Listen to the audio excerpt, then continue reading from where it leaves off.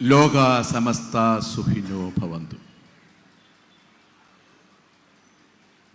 ലോകത്തെല്ലാവർക്കും സുഖം പകരണമേ എന്ന് ദൈവം തമ്പുരാനോട് നമ്മൾ എന്നും പ്രാർത്ഥിക്കുന്ന വചനം.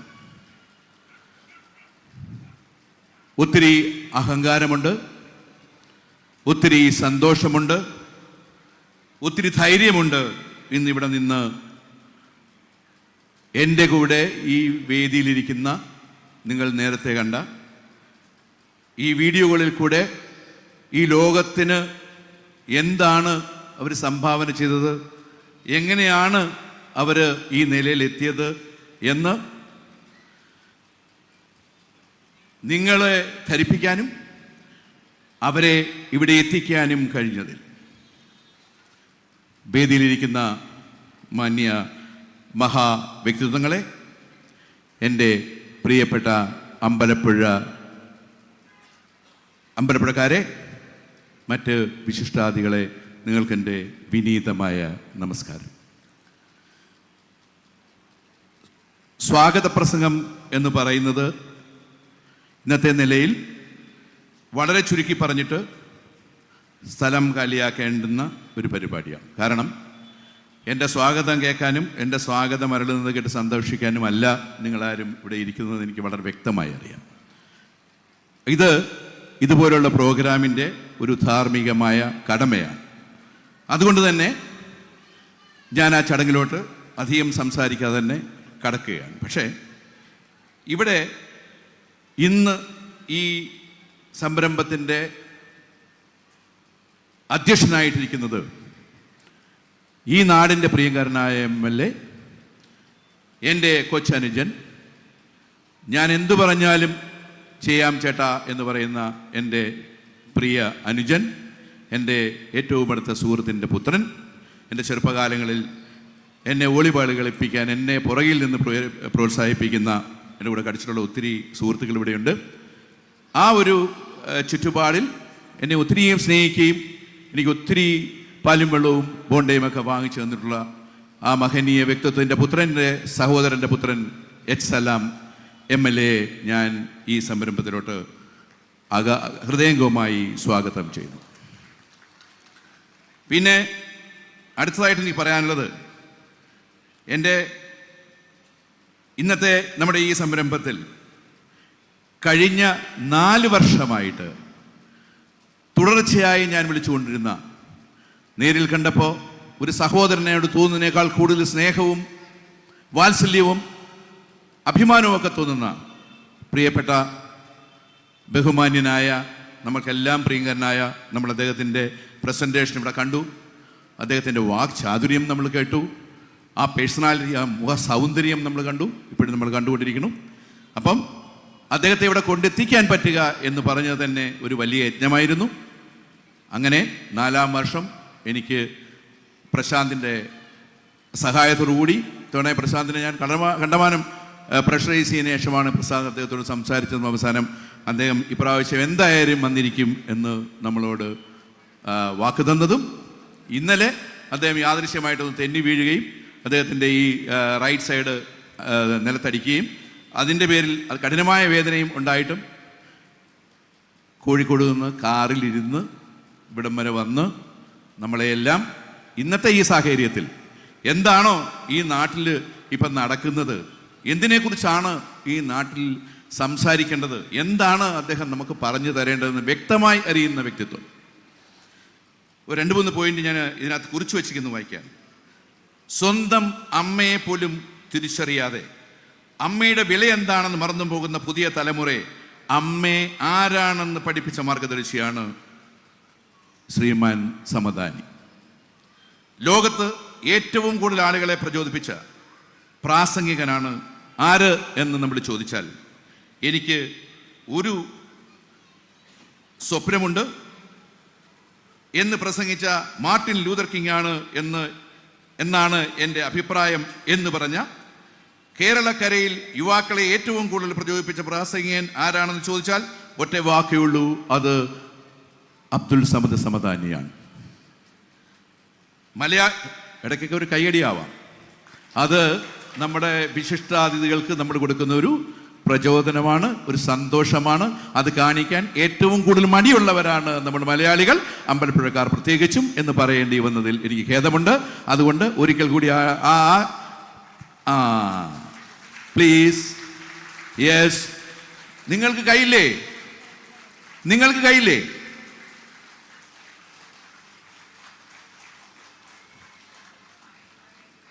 എനിക്ക് എന്ത് തോന്നിയെന്ന് തോന്നുന്നു?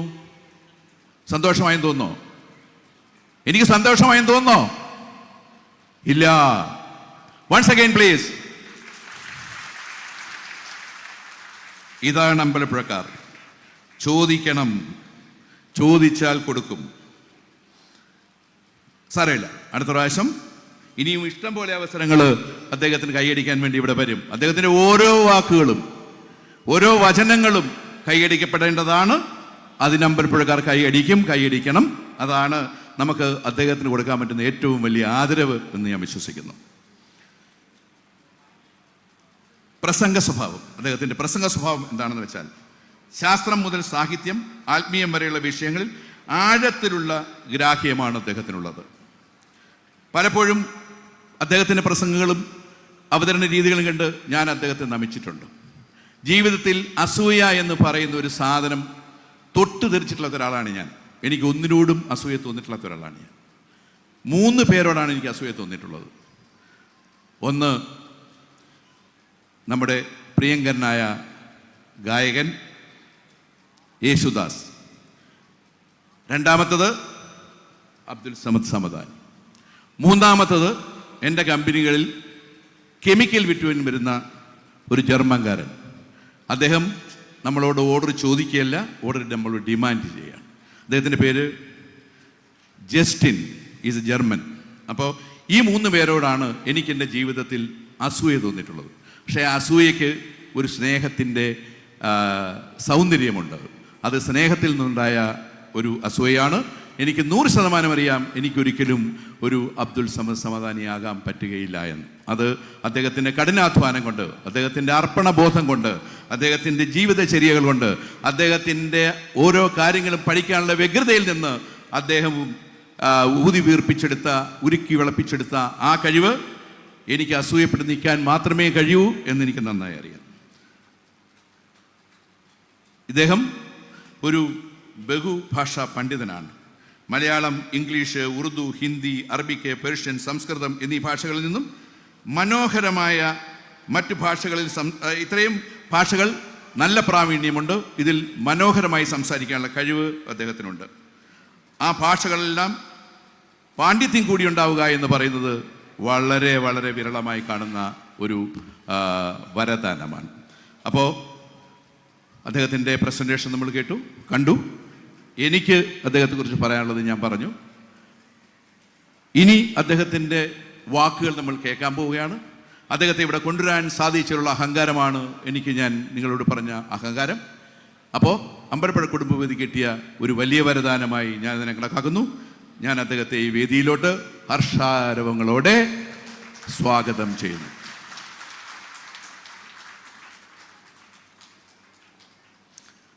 അടുത്തത്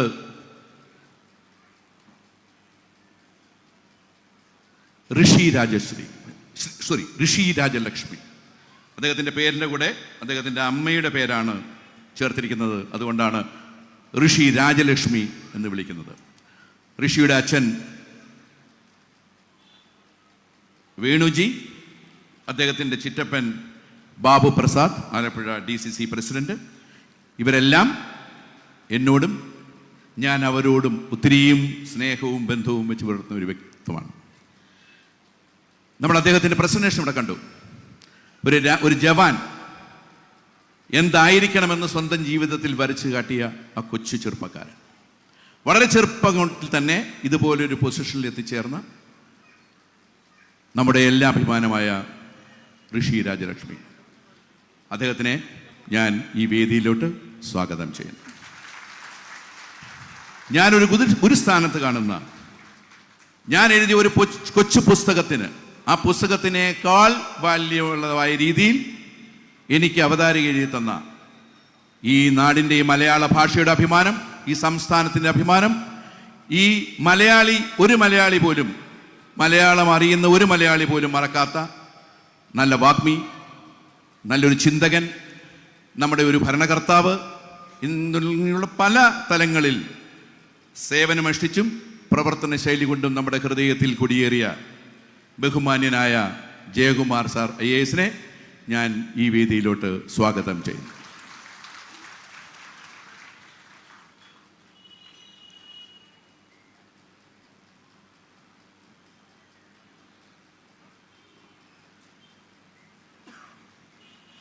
അടുത്തത്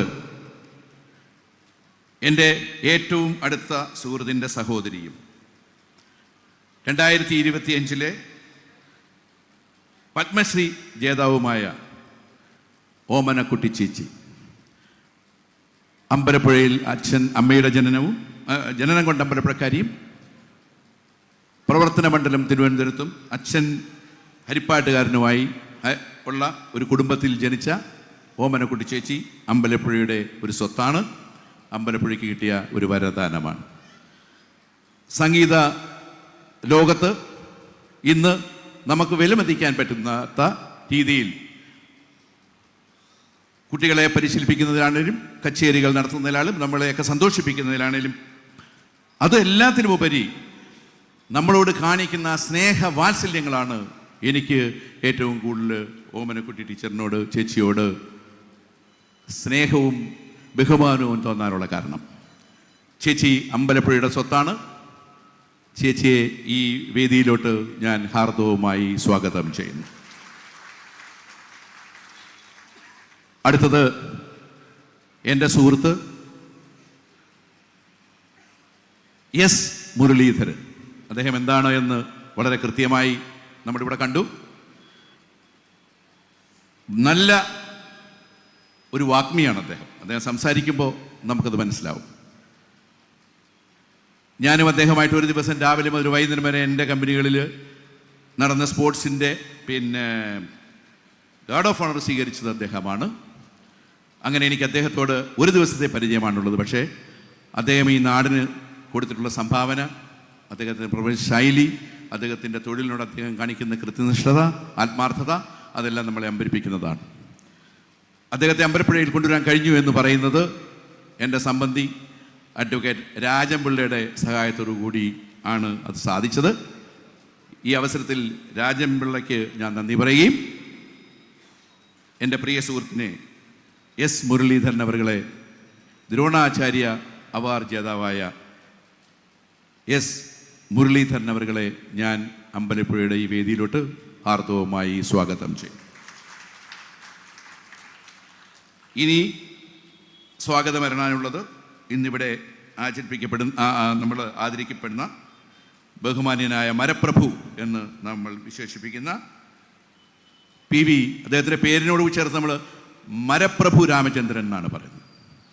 അദ്ദേഹത്തിൻ്റെ ഏറ്റവും ഒരാൾ പോലും കാണാത്ത ആ ഒരു വലിയ ശില്പം, അതിൻ്റെ ശില്പി ശ്രീ മരപ്രഭു PV രാമചന്ദ്രൻ അവരുകളെ ഞാൻ അമ്പലപ്പുഴയുടെ മണ്ണിലേക്ക് ഹാർദവുമായി സ്വാഗതം ചെയ്യുന്നു. എൻ്റെ അനുജനും അമ്പലപ്പുഴക്കാരനായ ഒരു പ്രധാന വ്യവസായ എൻ്റെ അനുജൻ ബാബു പണിക്കർ, അദ്ദേഹം ഇന്നിവിടെ എത്തിയിട്ടില്ല. ചില പ്രത്യേക കാരണങ്ങൾ കൊണ്ട് അദ്ദേഹത്തിന് എത്താൻ പറ്റിയിട്ടില്ല.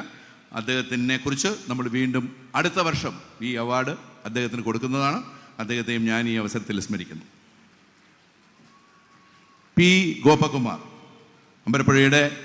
അമ്പലത്തിലെ പ്രധാന കളമെഴുത്തുകൾ മുഴുവൻ അദ്ദേഹമാണ് ചെയ്യുന്നത്. അദ്ദേഹത്തെ ഞാൻ സ്മരിക്കുന്നു. ഇതുകൂടാതെ ഇന്നിവിടെ നമ്മുടെ ഈ സ്മരണിക പ്രകാശനം ചെയ്യുന്നതിന് വേണ്ടി സിനിമാ ലോകത്തു നിന്ന് എല്ലാ പ്രാവശ്യവും ഓരോരോ താരങ്ങൾ ഇവിടെ എത്താറുണ്ട്. അങ്ങനെ നമ്മുടെ സ്മരണിക പ്രകാശനം ചെയ്യുന്നതിന് വേണ്ടി ഇവിടെ എത്തിച്ചേർന്നിട്ടുള്ള നമ്മുടെ എല്ലാം പ്രിയപ്പെട്ട അഭിനേത്രി